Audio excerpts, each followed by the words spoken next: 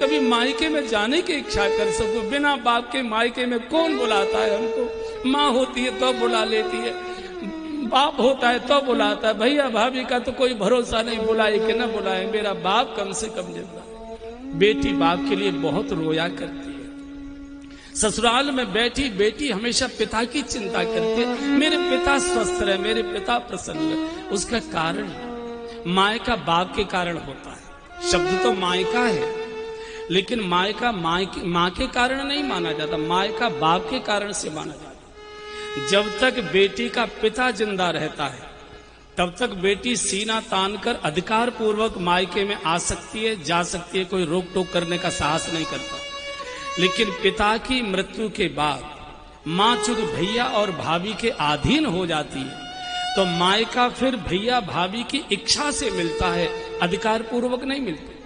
इसलिए आपने देखे होंगे प्रसंग, जब किसी की माँ की मौत होती है बेटी रोती तो है लेकिन अपने को संभाल लेती है। लेकिन जब उसको समाचार मिलता है कि मेरे पिताजी नहीं रहे, मेरे पिता की मौत हो गई, इतना रोती है, इतना रोती। और जब पहली बार पिता की मृत्यु पर अपने मायके में आती है, दहाड़ मारती आती है, हाहा करती आती है और सबसे पहले अपने घर के मुख्य द्वार पर पछाड़ खाकर गिरती है। बहुत देर तक देहली पर पड़ी रहती है। उसको लगता है अब ये देहली मेरे लिए पराई होगी, अब इसमें मैं स्वेच्छा से नहीं आती, आज सकती जा सकती। इसलिए बाप के लिए बेटी बहुत रोया करती है। हमारे पूज्य बापू कई बार सुनाया करते हैं कि किसी की बेटी को दुख देना हो, कुछ करने की आवश्यकता नहीं, उसके पिता को गालियां दे दो, बिटिया के पिता को अपशब्द कह दो, उसको अपमानित कर दो। बहू सब कुछ सहेगी, लेकिन मेरे बाबूजी को कोई कुछ बोले बहू सहन नहीं कर पाती, बिटिया सहन नहीं कर पाती। सास के पास जाएगी, पैर पकड़ेगी, रोएगी, माफी मांगेगी, माता जी मुझे डांट लो, मुझे फटकार लो, मुझे भूखी प्यासी रख लो, मत बहू का दर्जा मुझे दो, मुझे नौकरानी जैसा मान लो, लेकिन मेरी सौगंध आपको लगे, मेरे बाबूजी को कुछ बोलना नहीं, आपको पाप लग जाए।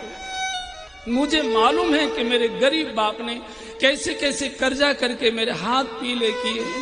मुझे मालूम है कि आपके दरवाजे के चक्कर काटते काटते मेरे बूढ़े बाप की एड़ियां घिस गई थी, तब मेरी शादी हुई। अभी तो मेरे बाप की पीठ से कर्जे का बोझ नहीं उतरा है। दिन भर भूखी रोती रहेगी, सारे घर को भोजन बना के खिला देगी, लेकिन बाप के लिए किसी ने बोला है बेटी के मुंह में टुकड़ा नहीं जाता। विधाता ने इस सृष्टि में बहुत सारे पवित्र नाते बनाए हैं, लेकिन जितना पवित्र नाता बेटी और बाप का बनाया है, इकलौते बेटे की मौत हो जाती है, बाप नहीं रोया करता, छाती पर पत्थर रख लेता है। सारा गांव मोहल्ला रोता है, लाश को आंगन में देखता है, सारा गांव फूट पड़ता है, लेकिन बाप अपनी छाती पर पत्थर रखकर आंसुओं को पी लेता है। लेकिन वही बाप जब पहली बार अपनी बिटिया को हाथ पकड़कर ससुराल के लिए डोली में बिठाता है, ऐसे रोता है जैसे कोई बच्चा अपनी माँ के लिए रोया करे। उसका कारण सारे परिवार का पालन पिता करता है और पिता का पालन उसकी बिटिया करती है। सबसे कारुणिक प्रसंग होता है जिस समय कोई पिता अपनी बेटी को ससुराल के लिए बिठाता है। बड़े बड़े पद वाले, बड़े बड़े पैसे वाले, बड़े बड़े गंभीर स्वभाव वाले, जो कभी खुलकर हंसते भी नहीं है,